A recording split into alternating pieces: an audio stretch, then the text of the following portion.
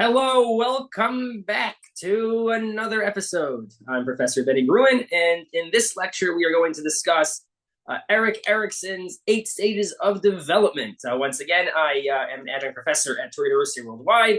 Check us out. And without further ado, let's jump in. I'm going to share my screen. Okay.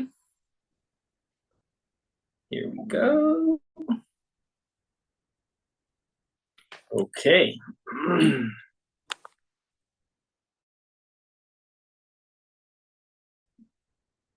psychosocial stages of development. Here we go. Oh, explained through the Harry Potter series. In this video, we're going to do something interesting.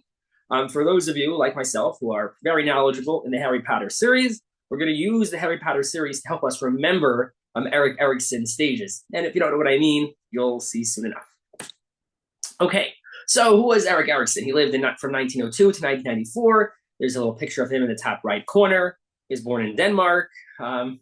His mother then fled to Germany because she became pregnant with Erik out of wedlock. So she fled to Germany. And later, with the rise of Nazi Germany, Erik moved to the United States approximately 1933. He taught in the United States in very famous schools, Harvard, Yale, a few others.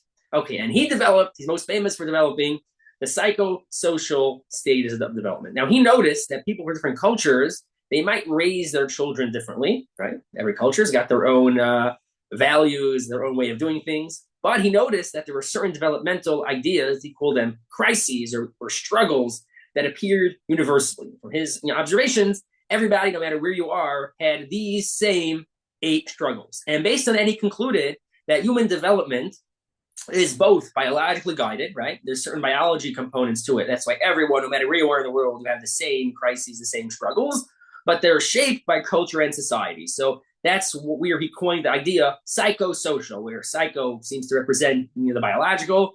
On the other hand, there's social, there are culture and society components as well. And he comes up with these 8 stages. Okay, now before we jump into what the 8 stages are, I always like to discuss, when we're studying psychology, why are we studying this specific idea? Why are Erikson's ideas important to study? So on my right, one brief point over here, that knowing Erikson's ideas can help parents, teachers, therapists better understand the needs of specific individuals. So let's say, for example, we'll see as we go along that young children need encouragement for autonomy. We have to encourage them to be independent, encourage them to try things out, to play around, to succeed, to fail, to succeed, keep trying.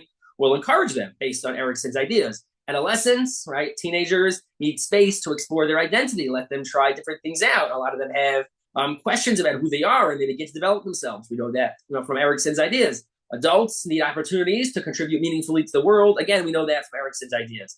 And similarly, according to Erikson, if an adult is not acting in the appropriate way, for example, there might be an adult who doesn't trust other people.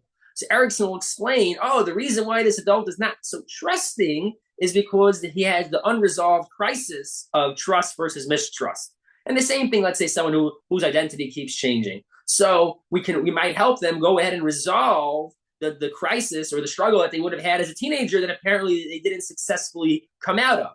Or even someone who's in the appropriate stage, let's say a teenager, themselves. A teenager might need a little bit of assistance helping with their identity. They might have some role confusion, identity confusion, so we can kind of help them along with that. So these are some actual practical benefits that we get from studying Erikson's ideas. Okay, first Harry Potter series, first book of the series, Harry Potter and the Sorcerer's Stone. If you call it Philosopher's Stone, okay, it doesn't make a difference, it's the same book. And this corresponds to the stage of trust versus mistrust, where people struggle to trust people, right? Baby who's 0 to 1, very helpless, and the baby relies on the parents. Somebody who successfully makes it through this crisis will learn to trust other people. Someone who doesn't successfully make it through might develop a philosophy or an idea, I don't trust anyone. They might be very suspicious, they're very guarded, they won't share their emotions, they might have an anxiety of being abandoned. Okay, now why does this connect Harry Potter and the Sorcerer's Stone? Well, it is book 1. And when is Harry, little boy Harry, you see in the bottom of the screen here, he was brought to his uncle Vernon and Aunt Petunia Dursley when he was a little bit over 1 year old. So this tells us, and he was raised by his parents till he was 1. So we're assuming that the parents, James and Lily, took very good care of little Harry. So Harry successfully made it through the trust versus mistrust stage. Book 1, Harry, when he was 1 year old, successfully made it through. Okay, you'll see more as we go along. Okay, moving on to book number 2, stage number 2, Harry Potter and the Chamber of Secrets. And this is the stage, according to Erikson, of autonomy versus shame and doubt. Now, when a child is around age 2, again, Harry Potter Chamber of Secrets is book 2. And the way we'll remember autonomy and shame and doubt is because in book 2, Arthur Weasley puts magic on his auto, on his car. And then when Ron and Harry crash it at Hogwarts, the Weasley family experiences shame as a result. So autonomy versus shame. And it is in book 2 because this stage is approximately when a child's around the age of 2. Autonomy means the ability to do things themselves. We have to encourage a child in this stage to go out and try to move around, try different things. Right? That's what we see little children do. If a person successfully makes it through their stage, they'll develop a sense of autonomy. If a child does not make it through that stage, he might say to himself or herself, I'll probably mess it all up. They'll be afraid of making decisions. They have a lack of confidence. And these traits, these negative traits, we would call them, come from not successfully solving the crisis of autonomy versus shame and doubt. So again, stage number 2 happens to be a child is 2 years old. The second stage, autonomy, the auto of Arthur Weasley versus the shame the Weasleys felt afterwards.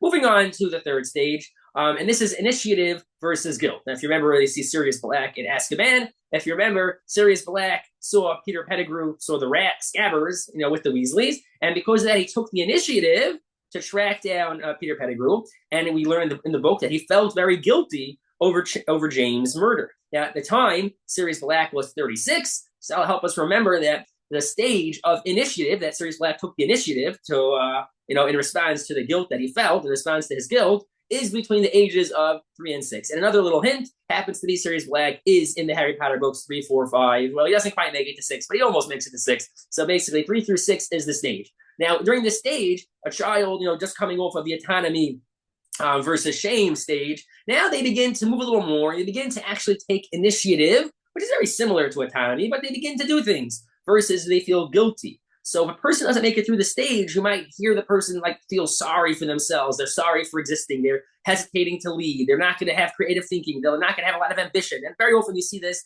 when people over-apologize. They do a little thing, oh, I'm sorry, I'm so sorry, I'm so sorry. People like that, according to Erikson, didn't quite make it through the initiative versus guilt stage. Okay, moving right along to the fourth stage. It is the fourth book in Harry Potter series, Harry Potter and the Goblet of Fire. And if you remember, at the end, after Harry wins the Tri-Wizard tournament, he gives his award money to Fred and George Weasley to open up their own industry, to open up their own joke shop where they start studying jokes. And we added in some inferi. The Harry Potter books explain inferi are dead creatures that Voldemort brings back to life. So industry, the Weasleys are doing industry versus the inferi versus inferiority. And if you notice, they're in the 7-Eleven store. I guess that's where they're opening their joke shop, in 7-Eleven, because the stage of industry versus inferiority is between the ages of 7-Eleven. That is the fourth stage, industry versus inferiority. Now, the point of this stage is when a child begins to accomplish more. You see these stages are very similar. But now moving on to industry, the child becomes more competent, does more things. If a person does not make it through this crisis, they might be left feeling inferior, which means that they compare themselves to other people and they feel inferior. For example, they might say, hey, everyone else is better than me. Or they might try something, it doesn't work so well, they'll give up right away. They won't want to get involved in competition. They'll be afraid of failure because they feel inferior. So this is Erikson's fourth stage. The fifth stage of Erikson is identity versus role confusion. This is the typical teenage years. We know that adolescents go through a lot of this, different phases. We see this all the time. Look at any teenager around you. Very often they could change their values a few times. Interesting changes.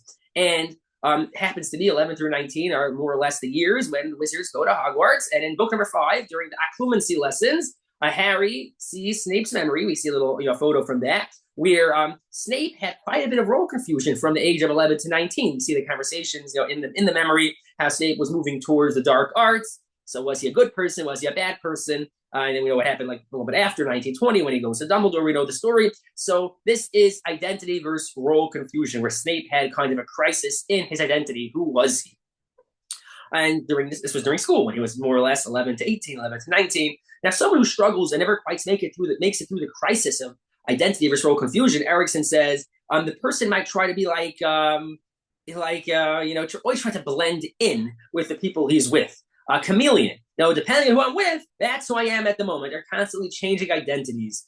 They might have confusion about what their values are, what their goals are. They might have an empty feeling. They might feel undefined. And this is the fifth stage. Again, Snape had the identity versus role confusion while he was at Hogwarts, 11 through 19. Moving on to the sixth stage, Harry Potter and the Half-Blood Prince. And during this book, we actually find out towards the end, after Dumbledore dies, that Remus Lupin is in love with Nymphadora Tonks. We find out they get married in the next book, but they're very much in love in this book. And Remus at the time, Lupin at the time, was approximately age 37. He just missed this stage, which means that throughout the stage of intimacy versus isolation, he was a lonely person. He was a werewolf. Nobody wanted to associate himself. No one wanted to associate themselves with him. He was lonely. He finally, solves the crisis just after the stage, which is okay. According to Erikson, you could solve the stage afterwards. But when he's 37, that's when he finally develops intimacy with the Nymphadora Tonks. So someone who doesn't quite make it through this stage might start thinking to themselves, I'm a loner. I don't need anybody. They might feel emotional isolation. They might only have superficial relationships. That's intimacy versus isolation. Remus Lupin, Nymphadora Tonks, think about it. From the after teenage years, 19 till 35. Again, Lupin right afterwards was able to get out of the crisis. But during the Half-Blood Prince, stage number 6, we learn about Lupin's intimacy versus his isolation.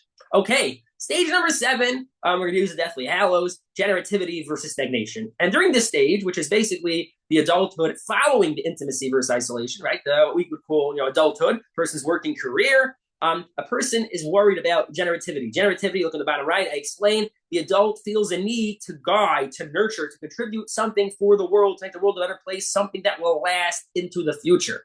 And if you look at book 7, at the epilogue, Harry's very concerned with the future generation. By the way, he is approximately 36, 37, 38 years old, at the time of the epilogue. So, and he's, clearly giving over to the next generation, which he's right in the beginning of the stage of generativity, as opposed to someone who didn't quite make it through this stage. They might feel, what's the point in living? They'll feel emptiness and stuck without having a purpose. So just a little tip, by the way, just to remember generativity, right? Because Harry has the next generation versus Harry Potter's Patronus was a stag. So generativity versus Harry's stag versus stagnation. Stagnation means being stuck, not moving. So generativity, the next generation that Harry created with his children versus stagnation. And finally, on the 8th stage, there is no book. What we're going to use on The Cursed Child. And this is age 60 and above. Happens to be J.K. Rowling, the author, turned 60 pretty recently. So she's a perfect person to use with The Cursed Child book number 8. And a person who doesn't quite make it through this stage, what they do is they look back at their life and think, I wasted my life. As opposed to someone who has integrity, they feel like my life mattered, I accomplished. Someone who's in despair might feel bitterness and feel they might be afraid of death because they feel like they're not leaving anything behind. And, the little image I made here on the bottom, it's not really J.K. Rowling, but it looks close enough. She's in despair because after her 7 books, her 8th book just wasn't doing well because many people do not like The Cursed Child nearly as much as they like the original 7 books. So that's just her here, and she's surrounded by integers. You see those numbers? And then integers are numbers. This is J.K. Rowling in despair versus the integers. So integers, integrity versus despair when you are in your 60s and you look back at, or above, and you look back at your life and you either think, great, or I wasted my life. Okay, thanks for watching. We'll do a quick recap just to review. So again, Harry Potter and the Sorcerer's Stone. We remember that Harry, who was a baby, but he was raised by his mother the first year. So he successfully made it through the trust versus mistrust. Book number 2, the second stage, Chamber of Secrets, where we have Arthur Weasley, who did magic on the autonomy, and experienced shame, autonomy versus shame and doubt. And it's the second book, so it's around age 2. Finally, book number 3, initiative versus guilt. Sirius Black was in Azkaban, and he took the initiative to track down Peter Pettigrew, and he was approximately 36 years old at the time, 3 through 6. And he was also in books 3 through 5, 6, whatever. And very important, book number 3 for the third stage. Book number 4 is the fourth stage, where Harry gives his earnings to Fred and Weasley to start their own industry. And we had some infamy in their store of 7-Eleven. So Fred and George Weasley opening up their joke shop in 7-Eleven. Industry versus the inferiority. Number 5 is identity versus role confusion, because we learn all about Snape's role confusion during his Hogwarts years. The Hogwarts years, 11 to 19, 11 to 18, 11 to 19, that is the stage of identity versus role confusion, where a child or adolescent or teenager, I should say, takes the time to try out different things and finally find themselves. Book number 6, we learn about Remus Lupin, who just missed the stage of intimacy versus isolation because he was 37. During a stage of post-Hogwarts years, a person has to develop intimacy as opposed to being like Remus Lupin, who was an isolated werewolf. Finally, book number 7, generativity versus stagnation. Harry in the epilogue was busy with the future generation, as opposed to his Patronus Stag not doing anything. He was very careful about the next generation. That's when the person's an older adult, they're working life, they're working to give over to the next generation to set something up that will outlive them. And finally,